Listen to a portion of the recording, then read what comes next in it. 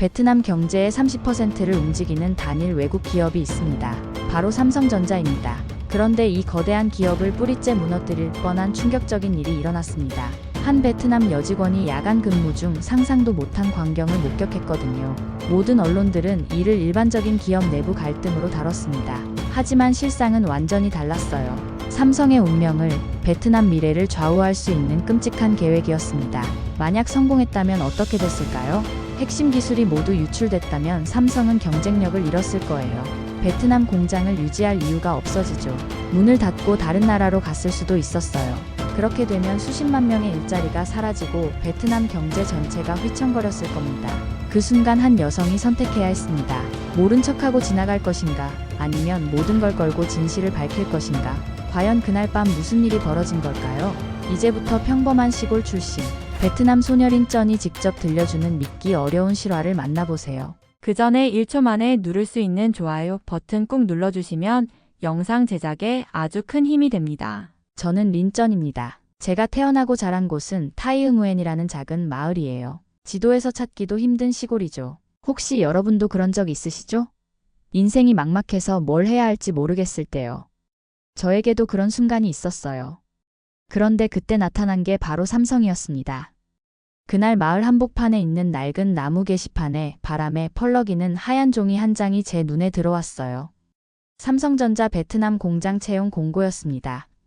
월급이 300만 동. 그 숫자가 눈에 확 들어왔어요. 솔직히 말씀드릴게요. 사실 저는 너무 가난했어요. 제가 19살이 되던 해 부모님을 모두 잃었거든요. 아버지는 호치민 건설 현장 사고로, 어머니는 그 충격으로 세상을 떠나셨어요. 하루아침에 14살, 12살 동생들의 부모가 되어버렸습니다. 봉제 공장에서 하루 12시간씩 일해도 한 달에 35만 동이 전부였어요. 그때 제 마음이 어땠을까요? 솔직히 세상이 끝난 줄 알았어요. 19살 소녀가 갑자기 가장이 되어야 한다는 게 얼마나 무서웠는지 아세요? 밤마다 베개를 적시며 울었어요. 어떻게 살아야 하지? 봉제 공장에서 하루 12시간씩 일해도 한 달에 35만 동이 전부였어요. 세 식구가 먹고 살기엔 턱없이 부족했죠. 매일 배고픔과 싸우며 살았어요. 여러분도 아시겠지만 가난이 얼마나 절망적인지 경험해보지 않으면 모르실 거예요. 저에게는 정말 한 줄기 빛이 필요했거든요. 그런데 그 빛이 바로 삼성이었어요. 35만 동에서 300만 동이라니 거의 10배가 넘는 돈이었어요. 기숙사도 제공하고 식사도 무료라고 했어요. 심장이 터질 것 같이 가슴이 두근거렸어요. 이런 기적 같은 일이 정말 있을까 싶었죠. 그동안 얼마나 많은 곳에 지원했는지 몰라요. 공장, 식당, 청소업체까지. 하지만 모두 거절당했어요. 학력도 없고 경험도 없는 시골 소녀를 뽑아줄 곳은 없었거든요. 그런데 삼성은 달랐어요. 절망 속에 빠져있던 저를 건져준 한 줄기 빛, 인생을 다시 시작하게 해준 유일한 기회였습니다. 삼성이라는 이름은 들어본 적이 있었어요. 한국에서 온 큰 회사라는 정도만 알고 있었죠. 하지만 그때는 이 회사가 우리 베트남에 얼마나 큰 영향을 미치는지 몰랐어요. 나중에 알고 보니 우리나라 전체 수출의 4분의 1을 담당하고 있더라고요. 정말 어마어마한 규모였습니다. 면접 준비를 했어요. 가진 옷 중에서 가장 깨끗한 걸 골라 입었죠. 머리도 단정하게 묶고요. 거울을 보니 초라해 보였지만 최선을 다했어요. 면접 날이 왔어요. 수백 명이 몰려왔더라고요. 저보다 학력도 좋고 경험도 많은 사람들이 가득했습니다. 제가 들어갈 자리가 있을까 싶었어요. 다들 자신감 넘쳐 보였는데 저만 위축된 느낌이었죠. 제 손은 땀으로 흠뻑 젖어 있었고 목소리가 자꾸 떨렸어요. 부모님을 잃고 동생 둘을 키우고 있습니다. 꼭 필요한 기회입니다. 말이 채 끝나기도 전에 눈물이 고였죠. 박정우라는 한국인 팀장님이 저를 바라보셨어요. 그 눈빛이 따뜻했습니다. 뭔가 통하는 게 있다고 느꼈어요. 제 간절함이 전해진 걸까요? 일주일 뒤 연락이 왔어요. 합격이었습니다. 동생들에게 이 소식을 전하는 순간 셋이서 서로 껴안고 얼마나 울었는지 몰라요. 그날만큼은 정말 행복했어요. 너무 오랜만에 느껴보는 감정이었거든요. 기차역에서 작별 인사를 할 때 안비가 물었어요. 누나, 이제 배고프지 않아도 돼? 그래, 이제 걱정하지 마. 그 약속을 지키기 위해서라도 열심히 해야겠다고 다짐했습니다. 그때는 몰랐어요. 삼성이 제게 단순한 직장이 아닌 운명이 될 거라는 걸 말이에요. 이 회사가 저를 완전히 다른 사람으로 만들어줄 거라는 것도요. 삼성 공장에 첫 출근하던 날을 잊을 수가 없어요. 버스에서 내려 공장 정문을 바라봤을 때의 그 감격이란. 거대한 건물과 깔끔하게 정리된 정원, 그리고 그 위에 빛나는 삼성 로고. 마치 꿈속에 들어온 기분이었어요. 신입사원 교육을 받으면서 깜짝 놀랐습니다. 기숙사는 호텔 같았어요. 깨끗한 침대와 책상, 심지어 개인 화장실까지. 봉제공장 기숙사는 6명이 한 방을 썼는데 여기는 2명이 함께 쓰더라고요. 식당 음식도 맛있었어요. 고기 반찬까지 나오는 걸 보고 눈물이 날 뻔했죠. 살면서 이런 대우를 받아본 적이 처음이었어요. 시골에서 자란 저에게는 상상도 못했던 환경이었죠. 다른 베트남 회사들과는 비교가 안 됐어요. 삼성은 정말 달랐습니다. 직원을 사람으로 대해주는 회사였어요. 무엇보다 사람들의 태도였어요. 김도윤 과장님은 아침마다 서툰 베트남어로 인사하려 애쓰셨어요. 처음엔 어색했지만 그 진심이 느껴졌죠. 저 같은 시골 출신을 무시하지 않고 똑같은 사람으로 대해주시는 게 너무 고마웠어요. 품질관리팀에 배치되었을 때는 정말 떨렸어요. 메모리 칩 하나하나를 검사하는 일이었는데 실수하면 엄청난 손해가 날 수 있거든요. 하지만 선배들이 친절하게 가르쳐줬어요. 베트남 사람들뿐만 아니라 한국에서 온 직원들도 마찬가지였죠. 몇 주가 지나면서 일에 익숙해졌어요. 제가 검수한 제품들이 전 세계로 나간다는 사실이 믿기지 않았습니다. 시골에서 쌀만 보며 자란 제가 이런 첨단 기술을 다루고 있다니. 밤마다 기숙사에서 동생들에게 전화를 걸어 자랑했어요. 하지만 며칠 뒤부터 이상한 분위기를 감지하기 시작했어요. 레꾸옥이라는 선배가 있었는데 하노이 공대 출신의 똑똑한 사람이었죠. 처음엔 저에게도 친절했어요. 일도 잘 가르쳐주고 농담도 하고요. 그런데 점심시간마다 몇몇 동료들과 모여서 뭔가 수군거리기 시작했어요. 처음엔 단순한 회사 이야기인 줄 알았죠. 하지만 점점 톤이 달라지더라고요. 꾸옥은 삼성이 베트남 직원들을 차별한다고 말했어요. 한국 관리자들이 우리를 무시한다는 식이었죠. 우리는 그냥 부품이야. 한국 사람들 밑에서 평생 시키는 일만 하는 거지. 기술을 배워서 독립해야 해. 언제까지 남의 밑에서 일할 거야? 삼성이 없으면 베트남이 못 산다고? 천만에. 우리가 없으면 삼성이 못 돌아가는 거야. 그의 말은 점점 더 과격해졌어요. 베트남 직원들이 핵심 기술에서 배제된다는 식이었죠. 승진도 한계가 있고 중요한 결정에서는 항상 소외된다고 했어요. 심지어는 급여 체계도 불공평하다고 주장했습니다. 린, 너도 느꼈을 거 아니야? 한국 직원들이 우리 보는 시선 말이야. 우리는 영원히 2등 시민이야. 점심시간마다 그런 이야기가 반복됐어요. 처음엔 몇 명이 듣더니 점점 더 많은 동료들이 고개를 끄덕이기 시작했어요. 맞아, 나도 그런 느낌 받았어. 우리끼리만 야근하고 한국 사람들은 일찍 퇴근하잖아. 기술회의에서도 우리 의견은 무시당해. 저는 그런 말들이 이해가 안 됐어요. 제가 경험한 삼성은 전혀 달랐거든요. 오히려 저를 한 사람의 인간으로 존중해주는 곳이었어요. 가난한 시골 소녀였던 제게 꿈과 희망을 준 곳이었죠. 어느 날 꾸옥이 저에게 직접 물었어요. 린, 넌 정말 만족하나? 우리가 하는 말이 틀렸다고 생각해? 저는 솔직하게 대답했어요. 전 감사하고 있어요. 삼성이 저에게 새로운 인생을 줬거든요. 꾸옥은 씁쓸하게 웃으며 말했어요. 아직 모르는구나. 곧 깨닫게 될 거야. 주변 동료들도 저를 이상하게 바라보기 시작했어요. 마치 제가 순진한 바보인 것처럼 말이에요. 분위기가 조금씩 변해가고 있었죠. 사내 메신저에도 불만 글들이 올라오기 시작했어요. 그 말이 왜 그렇게 섬뜩하게 들렸을까요? 뭔가 불길한 예감이 들기 시작했어요. 단순한 불만이 아닌 다른 무언가가 숨어 있다는 느낌이었죠. 하지만 그때는 설마 했어요. 설마 그런 일이 일어날 거라고는 꿈에도 생각하지 못했거든요. 며칠 뒤부터 정말 이상한 일들이 눈에 띄기 시작했어요. 제가 담당하는 품질관리 시스템에 이상한 접근 기록들이 보이더라고요. 야간 시간에 누군가 데이터베이스에 들어간 흔적이 있었어요. 처음엔 시스템 오류라고 생각했죠. 하지만 패턴이 계속 반복되니까 이상했어요. 보안 규정상 야간에는 특별한 허가 없이 시스템에 접근할 수 없거든요. 그런데 누가 이런 짓을 하는 걸까요? 궁금해서 며칠 동안 관찰해봤어요. 그러다가 놀라운 사실을 발견했습니다. 접근 시간이 꾸옥의 야간 근무 시간과 정확히 일치하더라고요. 우연일까요? 아니면 정말로 뭔가 이상한 일이 벌어지고 있는 걸까요? 의심이 들기 시작하니 다른 것들도 눈에 들어왔어요. 꾸옥이 USB를 자주 사용하는 것, 개인 노트북을 가져와서 뭔가 작업하는 것, 회사 밖에서 수상한 사람들과 만나는 것까지. 어느 날 밤이었어요. 야간 점검을 위해 공장에 남아 있었는데 서버실 쪽에서 희미한 불빛이 새어나오는 걸 봤어요. 이상했죠. 이 시간에 누가 있을 리 없는데 말이에요. 조심스럽게 다가가서 문틈으로 들여다봤어요. 그리고 제가 본 것은 정말 충격적인 광경이었어요. 꾸옥이 2명의 동료와 함께 뭔가를 주고받고 있었습니다. 심장이 쿵쾅거리기 시작했어요. 숨을 죽이고 귀를 기울였죠. 그들이 나누는 대화를 들어보니 더욱 놀라웠어요. 회사 기술 자료를 복사하고 있었던 거예요. 박정우 팀장 서명된 공정 기록 여기 있어. 회로 설계도 포함된 거지? 당연하지. 샘플도 확보했고 내일 넘기면 바로 반응 올 거야. 그 순간 온몸에 소름이 돋았어요. 이건 단순한 회사 기밀 유출이 아니었어요. 삼성과 베트남이 함께 개발한 신기술을 빼돌리고 있었던 거죠. 손이 떨려서 핸드폰을 꺼내는 것도 힘들었어요. 하지만 증거를 남겨야 했어요. 조심스럽게 동영상 촬영을 시작했습니다. 심장이 터질 것 같았지만 계속 찍었어요. 삼성 베트남 공장에서 개발한 신형 메모리 기술과 AI 기반 검사 시스템.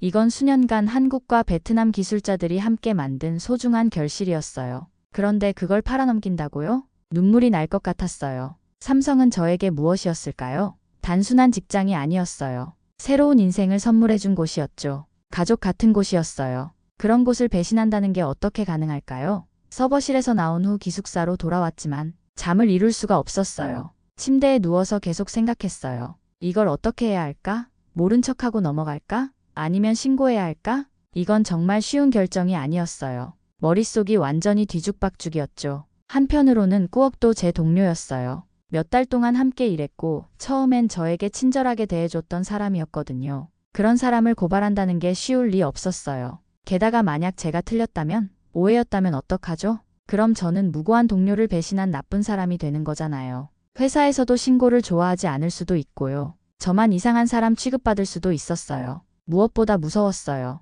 이런 큰일에 휘말리고 싶지 않았거든요. 저는 그냥 조용히 일하면서 동생들 뒷바라지나 하고 싶었어요. 괜히 나서서 문제 만들고 싶지 않았죠. 하지만 양심이 허락하지 않았어요. 제가 본 건 분명히 잘못된 일이었어요. 삼성의 기술을 빼돌리고 있었다고요. 이걸 모른 척한다면 저도 공범이나 다름없잖아요. 밤새 뒤척이며 생각했어요. 삼성이 저에게 무엇이었는지 말이에요. 단순한 직장이 아니었어요. 제게 새로운 인생을 선물해준 곳이었죠. 동생들에게 희망을 줄 수 있게 해준 곳이었어요. 그런 곳을 배신당하는 걸 보고만 있을 수는 없었어요. 새벽 4시가 되어서야 결심했어요. 보안팀에 제보하기로 했습니다. 떨리는 손으로 메일을 작성했어요. 몇 번이나 지웠다가 다시 썼는지 몰라요. 긴급 제보, 내부 기술 유출 의혹, 전송 버튼 앞에서 한참 망설였어요. 이 버튼을 누르는 순간 모든 게 바뀔 거라는 걸 알았거든요. 하지만 용기를 냈어요. 옳은 일을 해야 한다고 스스로에게 말했죠. 그 메일을 보내는 순간 제 인생이 또 한 번 바뀔 거라는 걸 알았어요. 메일을 보낸 다음 날 아침 보안팀에서 연락이 왔어요. 가슴이 두근거렸어요. 정말 제대로 된 선택을 한 걸까요? 혹시 오해였다면 어떡하죠? 보안팀장인 최 부장님이 저를 조용한 회의실로 불러내셨어요. 제가 찍은 영상을 보시더니 심각한 표정을 지으셨죠. 린 씨, 이거 정말 어젯밤에 찍은 거예요? 네, 맞습니다. 용기 있는 선택이었어요. 고맙습니다. 그 말을 들으니 마음이 조금 놓였어요. 제가 옳은 일을 했다는 확신이 들었죠. 보안팀은 즉시 조사에 착수했어요. 서버 로그 분석, CCTV 확인, 메신저 대화 내용 복구까지. 며칠 뒤 김도윤 과장님이 저를 따로 불러내셨어요. 린 씨, 혹시 최근에 이상한 일 목격한 적 있어요? 저는 솔직하게 말씀드렸어요. 과장님, 제가 신고한 거예요. 과장님은 놀란 표정을 지으시더니 고개를 끄덕이셨어요. 그럴 줄 알았어요. 당신은 회사를 진심으로 생각하는 사람이니까요. 그 말이 무슨 뜻인지 알 것 같았어요. 삼성은 처음부터 저를 믿어주고 계셨던 거죠. 조사 결과는 충격적이었어요. 꾸옥은 최소 6개월 전부터 체계적으로 회사 기밀을 빼돌리고 있었어요. 단순히 개인적인 불만 때문이 아니었어요. 외부 조직과 연결되어 있었던 거죠. 더 충격적인 건 그 배후였어요. 중국계 산업 스파이 조직이었어요. 꾸옥은 중국 선전에 있는 반도체 회사와 연결된 브로커들과 접촉하고 있었던 거예요. 그들은 삼성의 메모리 기술을 빼내서 중국 업체들에게 팔려고 했던 겁니다. 특히 노리고 있던 건 삼성이 베트남에서 새로 개발한 차세대 메모리 칩 기술이었어요. 이건 한국 본사와 베트남 현지 기술자들이 함께 3년간 연구한 결과물이었거든요. 만약 이 기술이 중국으로 넘어갔다면 삼성의 경쟁 우위가 완전히 사라질 뻔했어요. 브로커들은 꾸옥에게 기술 하나당 수십만 달러를 약속했다고 하더라고요. 베트남 사람 입장에서는 평생 벌 돈이었죠. 하지만 그 돈의 대가로 삼성과 한국, 그리고 베트남의 미래를 팔아넘기려 했던 거예요. 이건 단순한 회사 기밀 유출이 아니라 국가 차원의 기술 탈취였어요. 만약 성공했다면 삼성뿐만 아니라 한국 전체 반도체 산업이 타격을 받았을 거예요. 그날 밤 기숙사에서 혼자 울었어요. 무서웠어요. 제가 이런 큰 일에 휘말리게 될 줄은 몰랐거든요. 하지만 동시에 뿌듯했어요. 삼성을 지켰다는 생각 때문이었죠. 동생들에게 전화를 걸었어요. 안비야, 누나가 중요한 일을 했어. 무슨 일인데? 나중에 알게 될 거야. 누나가 옳은 일을 했다는 것만 알아도. 그 말을 하면서도 가슴이 벅찼어요. 삼성에 대한 고마움이 얼마나 큰지 그때 깨달았어요. 이 회사는 저에게 단순한 직장이 아니라 제2의 가족이었습니다. 며칠 뒤 꾸옥은 출근하다가 보안팀에 체포되었어요. 공장 전체가 술렁였죠. 평소에 모범 직원으로 통하던 사람이 배신자였다니 모두가 충격에 빠졌어요. 조사 결과가 공개되면서 더 큰 충격이 찾아왔어요. 꾸옥은 단순히 개인적으로 행동한 게 아니었어요. 조직적으로 움직이고 있었던 거죠. 외부 브로커와 연결되어 있었고 이미 일부 기술 정보가 해외로 유출된 상태였어요.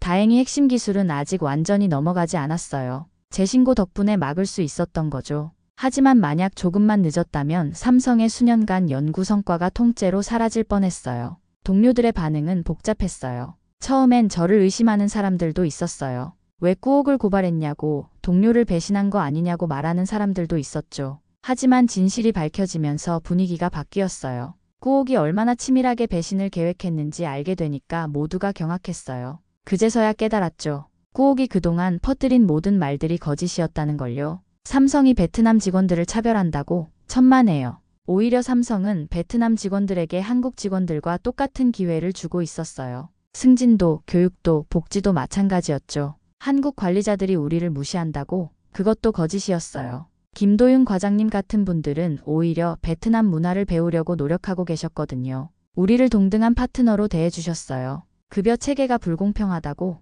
조사해보니 베트남 현지 기준으로는 최고 수준의 대우였어요. 다른 회사들과 비교해보니 삼성이 얼마나 좋은 조건을 제공하는지 알 수 있었죠. 꾸옥은 순진한 동료들의 애국심을 이용했던 거예요. 베트남의 자주 독립이니 기술 자립이니 하는 그럴듯한 말로 포장했지만 실제로는 중국 돈에 눈이 멀어서 배신했던 거죠. 몇몇 동료들이 저에게 다가와서 사과했어요. 미안해, 린. 꾸옥 말에 속았어. 네가 우리 모두를 구했구나. 삼성이 얼마나 좋은 회사인지 이제야 알겠어. 꾸옥이 우리를 속였던 거야. 그때 깨달았어요. 진짜 베트남을 사랑한다면, 진짜 동료를 생각한다면 삼성을 지켜야 한다는 걸요. 삼성이 망하면 우리 모두가 길거리로 나앉게 되거든요. 박정우 과장님은 전 직원 앞에서 말씀하셨어요. 삼성은 여러분을 가족이라고 생각합니다. 그리고 가족을 지키는 건 우리 모두의 책임이에요. 린 씨가 보여준 용기에 감사드립니다. 그 순간 공장 전체가 박수를 보냈어요. 눈물이 날 뻔했어요. 제가 옳은 선택을 했다는 확신이 들었죠. 하지만 무엇보다 기뻤던 건 삼성이라는 이름을 지켰다는 거였어요. 이 회사가 베트남에 가져다준 모든 기회와 희망을 보호했다는 생각이 들었어요. 신고를 한 후 며칠 동안 마음이 복잡했어요. 정말 제가 옳은 일을 한 걸까요? 밤마다 그 생각 때문에 잠을 이루기 어려웠어요. 꾸옥도 나름대로는 베트남을 생각해서 한 일이었을 텐데 저는 그를 완전히 망가뜨려버린 거잖아요. 어느 날 점심시간이었어요. 평소처럼 식당에 들어갔는데 몇몇 동료들이 모여 앉아 수군거리고 있었어요. 제가 다가가자 갑자기 조용해지더라고요. 그 순간 깨달았어요. 저에 대한 이야기를 하고 있었구나. 안녕하세요. 인사를 했지만 어색한 미소만 돌아왔어요. 결국 혼자 앉아서 밥을 먹었죠. 꾸옥이 앉았던 빈자리를 바라보니 가슴이 답답했어요. 이런 분위기가 언제까지 계속될까요? 화장실에서도 비슷한 일이 있었어요. 제가 들어가자 대화하던 사람들이 갑자기 입을 다물었어요. 마치 제가 회사 스파이라도 되는 것처럼 말이에요. 동료들이 저를 경계하고 있다는 게 느껴졌어요. 보안 검색도 까다로워졌어요. 매일 아침 출근할 때마다 가방 검사를 받아야 했고 개인 물품 반입도 제한됐죠. 예전처럼 자유로운 분위기는 사라졌어요. 혹시 제 때문에 이렇게 된 건 아닐까 하는 죄책감이 들었어요. 그런데 조금씩 변화가 느껴지기 시작했어요. 김도윤 과장님이 더 자주 현장에 나와서 직원들과 이야기를 나누려고 하셨거든요. 서툰 베트남어로 안부를 물어보시고 혹시 불편한 점은 없는지 직접 챙겨주셨어요. 린 씨, 요즘 어때요? 힘든 일은 없고요? 그런 관심이 조금씩 마음을 녹여주었어요. 한 달쯤 지났을까요? 회사에서 직원들을 위한 소통 창구를 만들었어요. 불만이나 건의사항을 익명으로 제출할 수 있는 시스템이었죠. 그리고 한국 관리자들이 베트남 문화를 배우는 수업도 시작됐어요. 우리가 베트남 문화를 더 잘 이해해야겠어요. 김도윤 과장님의 그 말씀이 인상 깊었어요. 문제를 해결하려고 진심으로 노력하고 계셨던 거예요. 석 달 후에는 과장님의 베트남어 실력이 눈에 띄게 늘어 있었어요. 이제는 복잡한 업무 이야기도 베트남어로 할 수 있을 정도였죠. 그 모습을 보면서 감동했어요. 정말 우리와 소통하려고 애쓰고 계셨던 거예요. 반년이 지나니 공장 분위기가 완전히 달라졌어요. 예전보다 훨씬 더 화목해졌죠. 꾸옥 같은 사람의 말에 흔들렸던 동료들도 이제는 삼성에 대한 자부심을 되찾았어요. 저를 보는 시선도 달라졌고요. 어느 날 동료 하나가 저에게 다가와서 말했어요. 린, 내가 한 일이 옳았어. 우리 모두를 지켜준 거야. 그 말을 들으니 그동안의 모든 고민이 사라지는 것 같았어요. 제가 정말 옳은 선택을 했구나 싶었죠. 몇 달 후 제게 뜻밖의 기회가 찾아왔어요. 저를 AI 기반 품질 검사 시스템 교육 과정에 선발해줬어요. 이건 정말 고급 기술이었거든요. 시골 출신인 제가 이런 교육을 받을 수 있다니 믿기지 않았어요. 교육을 받으면서 깨달았어요. 삼성이 저를 단순한 작업자가 아니라 미래의 기술자로 보고 있다는 걸 말이에요. 이게 바로 삼성의 철학이었어요. 사람을 키우는 회사였던 거죠. 6개월 후에는 품질관리팀 선임으로 승진했어요. 동시에 하노이 본사 파견 교육생으로도 선발됐죠. 급여도 크게 올랐어요. 이제 동생들 걱정은 완전히 없어졌어요. 하지만 가장 기뻤던 건 승진이나 돈이 아니었어요. 삼성이 저를 진정으로 인정해준다는 느낌이었어요. 제가 보여준 충성심과 능력을 제대로 평가해준 거죠. 김도윤 과장님이 말씀하셨어요. 린 씨, 처음 면접 때부터 알아봤어요. 당신은 우리가 믿을 수 있는 사람이라고. 저는 고개를 숙이며 답했어요. 과장님이 저를 믿어주셔서 그 믿음에 보답하고 싶었어요. 그 대화를 나누면서 눈물이 났어요. 삼성은 저에게 정말 많은 것을 줬어요. 일자리만이 아니라 신뢰, 존중, 성장의 기회까지. 하노이 교육을 받으러 갔을 때도 감동이었어요. 베트남 최고의 기술자들과 함께 공부할 수 있다니. 그들 중 상당수가 삼성에서 교육받은 사람들이었어요. 삼성 덕분에 우리 베트남 기술 수준이 이렇게 올라왔어요. 선배 기술자의 말을 들으니 정말 자랑스러웠어요. 삼성이 베트남에 미친 긍정적 영향을 실감할 수 있었죠. 꾸옥은 결국 베트남 국가보안법 위반으로 중형을 선고받았어요. 그의 공범들도 국제 공조 수사를 통해 모두 체포됐죠. 이 사건은 전 세계 기업 보안 교육 사례로 활용되고 있어요. 그리고 저는 그제서야 깨달았어요. 삼성이 우리 베트남에게 얼마나 소중한 존재인지를요. 삼성은 베트남 GDP의 28%를 책임지는 경제의 기둥이에요. 전국의 8개 공장에서 20만 명이 넘는 베트남 사람들이 일하고 있어요. 그들 한 명 한 명이 가족을 먹여 살리고 있죠. 만약 삼성이 베트남을 떠났다면 어떻게 됐을까요? 20만 개의 일자리가 사라지는 건 단순히 숫자가 아니에요. 20만 가정의 생계가 끊어지는 거예요. 그 가족들까지 합치면 거의 100만 명의 베트남 사람들이 길거리로 내몰렸을 거예요. 더 무서운 건 연쇄 반응이에요. 삼성과 거래하는 수천 개의 베트남 협력 업체들도 함께 무너졌을 거예요. 부품 공급업체, 운송업체, 청소업체, 식당까지. 베트남 경제 전체가 도미노처럼 무너져 내렸을 거예요. 삼성이 베트남에 가져다 준 건 일자리만이 아니에요. 기술이었어요. 베트남 젊은이들이 첨단 기술을 배울 수 있는 기회를 줬어요. 저처럼 시골 출신도 AI 기술을 다룰 수 있게 만들어줬죠. 전 세계 어디서도 찾기 힘든 교육 시스템을 베트남에 만들어줬어요.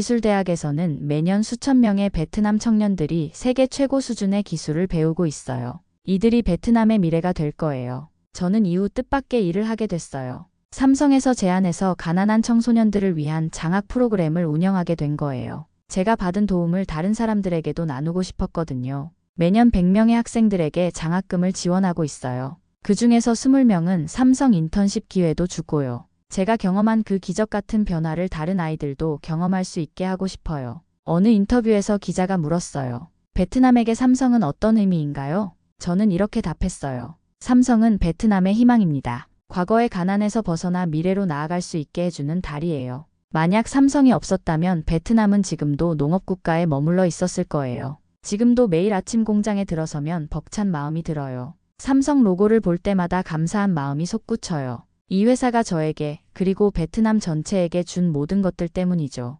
동생들은 이제 대학생이 됐어요. 안비는 공학도가 되어서 누나를 따라 삼성에 들어오고 싶다고 해요. 그 말을 들을 때 얼마나 기뻤는지 몰라요. 누나, 삼성이 정말 대단한 회사구나. 베트남을 이렇게 발전시켜줬어. 응, 삼성은 베트남의 기적을 만들어낸 회사야. 5년이 지난 지금 저는 확신해요. 삼성은 단순한 기업이 아니라 베트남의 운명을 바꾼 역사적 존재라는 걸요. 한국과 베트남의 영원한 우정을 상징하는 곳이라는 걸요. 앞으로도 저는 이 신념으로 살아갈 거예요. 삼성이 베트남에 준 은혜를 절대 잊지 않으면서 이 소중한 관계를 지켜나가면서 말이에요. 지금까지 감동 있는 집이었습니다. 내일 더 따뜻한 이야기로 다시 찾아뵙겠습니다. 감사합니다.